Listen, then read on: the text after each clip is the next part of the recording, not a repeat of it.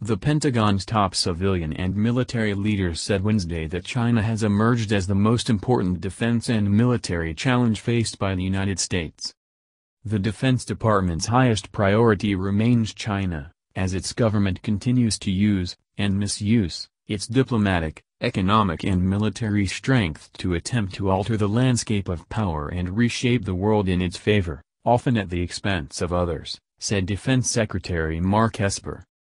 The Chinese Communist Party has emerged as a strategic threat to the international order and is seeking regional hegemony and global influence, said Army General Mark Milley, chairman of the Joint Chiefs of Staff, who joined Mr. Esper in congressional testimony. Mr. Esper and General Milley testified before the House Armed Services Committee on the Pentagon's fiscal 2021 budget request of $705.4 billion. Mr. Esper said China is continuing to invest heavily in military modernization and expansion in areas such as space, cyberspace, electronic warfare, undersea warfare, fighter aircraft, bombers, long-range missiles and other anti-access/area denial A2/AD systems. The buildup is part Beijing's leadership plans to become the preeminent global military power by 2049. What is most troubling is that China is pursuing these objectives by any means necessary, including forced technology transfer, intellectual property theft, cyberspionage and commercial acquisitions, Mr. Esper said. Once Beijing obtains and develops these technologies, it leverages them to intimidate or coerce smaller states, while simultaneously narrowing the United States' competitive advantage. Additionally, Beijing is continuing to militarize reclaimed islands in the South China Sea in ways that threaten freedom of navigation and the free flow of commerce in the region.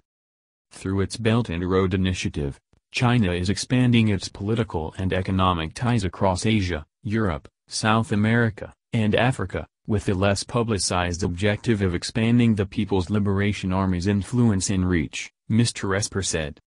In blunt comments, General Milley warned that China, in addition to seeking to undermine a free and open Indo-Pacific region, is subverting the U.S.-led global alliance structure around the world by ignoring international norms, standards and laws. The Chinese Communist Party exports authoritarian practices around the world to undermine U.S. interests, General Milley said in his prepared statement. They assert control of disputed spaces in the Indo-Pacific region through a campaign of low-level coercion and use of gray zone tactics below the threshold of armed conflict.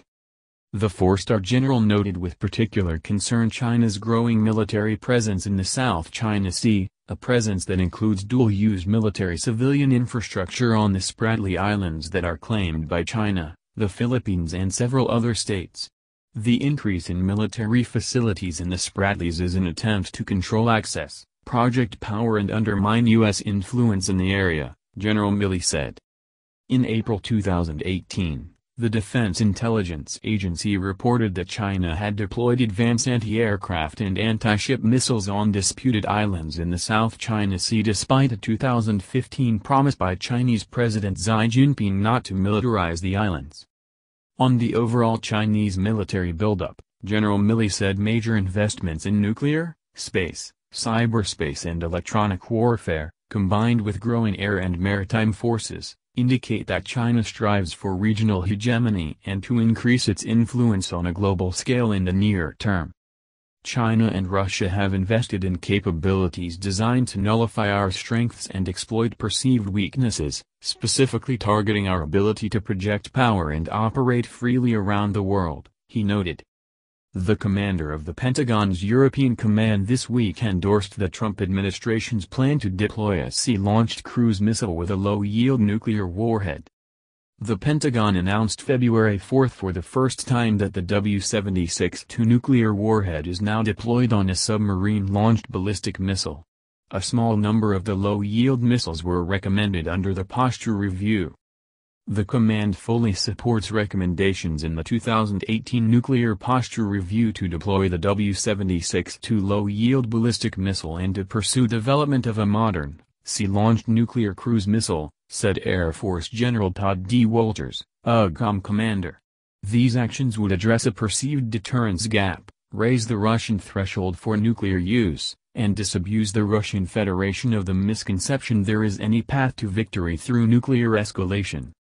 The statement this month said the newly configured submarine missile was prompted by Russia. The missile is needed to address the conclusion that potential adversaries, like Russia, believe that employment of low-yield nuclear weapons will give them an advantage over the United States and its allies and partners.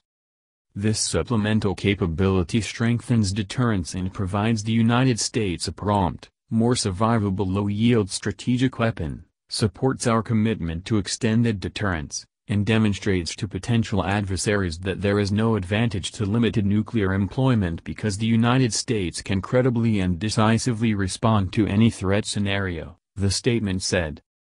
General Walters warned that Russia's large nuclear arsenal remains a long-term existential threat to the United States. Russia's vast non-strategic nuclear weapons stockpile and apparent misperception they could gain advantage in crisis or conflict through its use, are concerning, he said. Among the four-star general's concerns are the Russian invasions of two neighboring states, violation of the Intermediate-Range Nuclear Forces Treaty and the development of weapons like the Skyfall nuclear cruise missile. A Skyfall accident last year killed 7 Russian scientists and undermined strategic stability, he said. Russia employs a below-the-threshold of armed conflict strategy via proxies and intermediary forces in an attempt to weaken, divide and intimidate our allies and partners, using a range of covert, difficult-to-attribute and malign actions, General Walter said. A new element is Moscow's partnership of convenience with China that aims to close off the free and open international order, he noted. By probing U.S., allied and partner response thresholds, Russian leadership plays a dangerous game fraught with the risk of miscalculation and unintended escalation, General Walters warned. Modernized Russian military forces are more flexible and rapidly deployable, giving Moscow the capability of taking the military initiative in competition and conflict. Hypersonic Missile Program.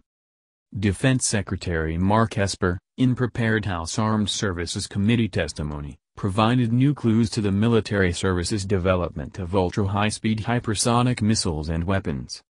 Hypersonic weapons travel more than 5 times the speed of sound and are capable of maneuvering. China and Russia have developed hypersonic missiles with the announced purpose of defeating U.S. missile defenses. Current U.S. missile defenses are designed primarily to counter enemy missiles with predictable, non-maneuvering trajectories. Mr. Esper said the current defense budget request is the Pentagon's most significant boost in spending for advanced arms technologies, including hypersonics.